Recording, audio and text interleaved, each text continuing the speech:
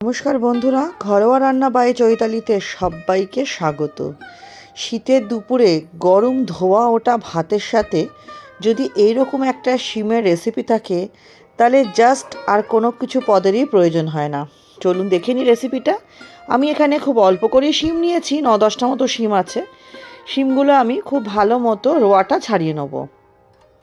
শিমের রোয়া ছাড়াতে আপনারা সবাই জানেন, তাও আমি দেখিয়ে দিচ্ছি। এরকমভাবে প্রত্যেকটা শিমের আমি রোয়া ছাড়িয়ে নেব। আর তার সাথে একবার চেক করে নেবেন ভেতরে পোকা টোকা কিছু আছে কি না। যেগুলো কচি শিম তাতে অতটা রোয়া থাকে না। প্রত্যেকটা শিম কেটে আমি ফিরে আসছি। দেখুন সবকটা শিম আমার কিন্তু কাটা হয়ে গেছে। এবার এই তরকারির মধ্যে দুটো আলু দেবো। তার জন্য আলু দুটো আমি মাছে যেমন আলু দিই সেরকম লম্বা লম্বা করে কেটে নিচ্ছি। বেশি পাতলা করে কাটবেন না, একটু মোটা মোটাই রাখবেন। দুটো আলুই আমি কিন্তু কেটে নিচ্ছি। আর আলুর সাথে আমি এর মধ্যে দিয়ে দেবো হচ্ছে অর্ধেকখানা বেগুন। এই অর্ধেকখানা বেগুন আমার ছিল, আমি এটাই দিয়ে দিচ্ছি। বেগুনটা একটু আপনারা যদি চান লম্বা লম্বা করে কাটতেই পারেন। আমি বেগুনটাকে একটু ডুমো ডুমো করে কেটেছি। খুব একটা বেশি ছোট করিনি, আবার খুব একটা বেশি বড়ও রাখিনি। ঠিক এরমভাবে কেটে নিয়েছি। আপনারা আপনাদের পছন্দ মতো শেপে বেগুনটা কাটবেন। বেগুন আর আলু দুটোই কাটা হয়ে যাওয়ার পর আমি বেগুন, আলু, শিম খুব ভালো মতো ধুয়ে নেব। আর এদিকে কড়াইতে তেল চাপিয়ে বড়িটা ভেজে নিয়েছিলাম। বেশ লালচে লালচে করে ভাজা হয়ে যাওয়ার পর বড়িটা আমি তুলে নিয়েছি। বড়িটা ভাজা হয়ে যাওয়ার পর আমি একই তেলে বেগুনটাও নুন হলুদ দিয়ে ভেজে নেব। আমি প্রথমেই 3 চামচ মতো তেল দিয়েছিলাম, তাতে আমার বড়ি আর বেগুনটা ভাজা হয়ে যাবে। দেখুন নুন হলুদ দিয়ে খুব ভালোভাবে বেশ লালচে লালচে করে বেগুনটা আমি ভেজে নেব।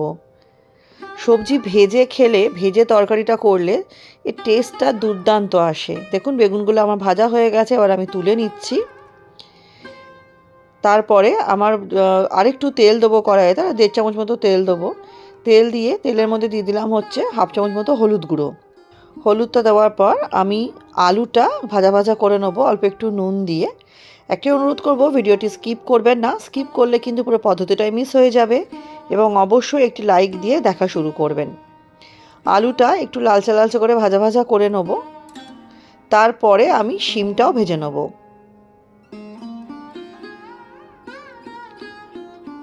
আমার লালচে লালচে করে ভাজা হয়ে গেছে আলু। এবার আমি শিমটাও দিয়ে দিলাম। দিয়ে শিমগুলো বেশ ভালো মতো একটু ভেজে নেব। যতক্ষণ না হালকা একটু শিমের মধ্যে কালার ধরছে ততক্ষণ আমি শিমটাকে ভাজা ভাজা করে নেবো। আপনারা চাইলে এই ভাজার সময় ঢেকেও রাখতে পারেন, আমি আর ঢাকিনি। শিমের গায়ে হালকা কালার ধরা অবধি শিমটা আমি খুব ভালো মতো ভাজা ভাজা করে নিয়েছি। এবার আমি শিম আর আলুটা কিন্তু তুলে নেব। শিমের এই রেসিপিটা এতটাই দুর্দান্ত লাগে খেতে, যারা শিম খেতে পছন্দ করেন না অনুরোধ করব এইভাবে একবার বানিয়ে দেখবেন। গ্যারেন্টি দিচ্ছি আপনাদের সবারই ভীষণই ভালো লাগবে শিম আর আলুটা আমার সবটা তুলে নেব। তারপর যেটুকু তেল থাকবে তার মধ্যে আমি দিয়ে দেবো ছোটো চামচের 1 চামচ কালো জিরে এবং একটা শুকনো লঙ্কা ফোড়ন দিয়ে, ফোড়নটা খুব ভালো মতো একটু ভাজা ভাজা করে নিতে হবে যতক্ষণ না ফোড়ন দিয়ে একটা সুন্দর মিষ্টি গন্ধ আসছে। ফোড়নটা ভাজতে ভাজতেই দেখবো একটা খুব সুন্দর মিষ্টি গন্ধ আসবে। আমি 1 ইঞ্চি আদা আর 3-4টা মতো কাঁচা লঙ্কা বেটে রেখেছিলাম, সেটা এবার দিয়ে দেবো। সেটা দিয়ে খুব ভালো মতো একটু একটু নাড়িয়ে নিতে হবে যাতে কাঁচা গন্ধটা চলে যায়। তারপর কিছু গুঁড়ো মশলা দেবো। গুঁড়ো মশলার মধ্যে দেবো হচ্ছে আমি ছোটো চামচের 1 চামচ ধনে গুঁড়ো, 1 চামচ হলুদ গুঁড়ো, জিরে গুঁড়ো আর কাশ্মীরি লঙ্কার গুঁড়ো। গুঁড়ো মশলাটা দিয়ে ভালো মতো একটু কষিয়ে নেবো। কিন্তু একটু শুকনো শুকনো হয়ে যাচ্ছে বলে আমি খুব সামান্য একটু জল দেবো যাতে মশলাগুলো আমার পুড়ে না যায়। দিয়ে খুব ভালো মতো মশলাগুলো কিন্তু আমাকে আবার কষিয়ে নিতে হবে। লক্ষ্য রাখতে হবে যেন কোনো ডেলা ভাব না থাকে। তাই জন্য খুন্তি দিয়ে একটু ভালো মতো চেপে চেপে মশলাগুলো ভেঙে নিচ্ছি আমি। দিয়ে মশলাগুলো ভালো মতো একটু কষিয়ে নিতে হবে। আমি 2 থেকে 3 মিনিট মতো এটা ঢেকে রাখবো যাতে মশলাগুলো আমার খুব সুন্দর মতো মজে যায়। 2 থেকে 3 মিনিট পরে দেখুন মশলাটা কি সুন্দর আমার মজে গেছে এবং দারুণ একটা কালার এসেছে, তেল ছাড়তেও শুরু করেছে। এই পর্যায়ে যে আলু আর শিমটা ভেজে রেখেছিলাম সেটা আমি দিয়ে দেবো। সেটা দিয়েও কিন্তু আলু শিমটা কিন্তু মশলার সাথে খুব ভালো মতো আমাকে কষাতে হবে। যত আমি মশলার সাথে সবজি কষাবো ততই কিন্তু রান্নার টেস্ট।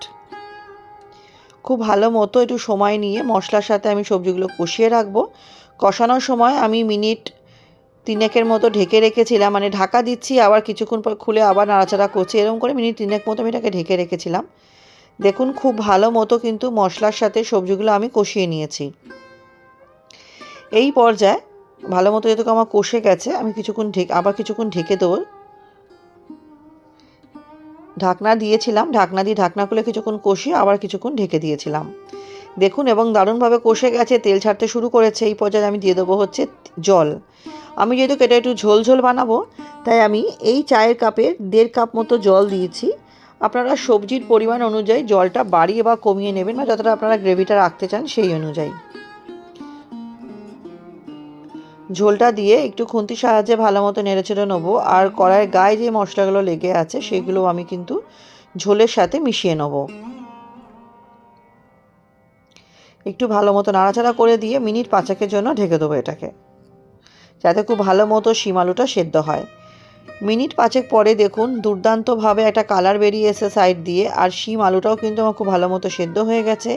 এই পর্যায়ে ভেজে রাখা বেগুন আর বড়িটা আমি দিয়ে দিচ্ছি। বেগুন আর বড়িটা দেওয়ার পর একটু খুন্তির সাহায্যে ভালো মতো আমি ঝোলের মধ্যে বেগুন আর বড়িটা মিশিয়ে নেব। মিশিয়ে নিয়ে কিন্তু এবার খুব ভালো মতো এটাকে ফুটতে দিতে হবে। আমি এখন আর ঢাকা দেবো না, যেহেতু বেগুনটা আমার প্রায় সেদ্ধ হয়ে আছে। আমি দিয়ে দিলাম সামান্য একটু চিনি। চিনিটা দিলে কিন্তু সমস্ত স্বাদ ব্যালেন্স হয়। তো চিনিটা একটু রান্নার সাথে একটু ঝোলের সাথে মিশিয়ে দিলাম। আর এর মধ্যে আমি বেশ খানিকটা ধনেপাতাও দিয়ে দেবো।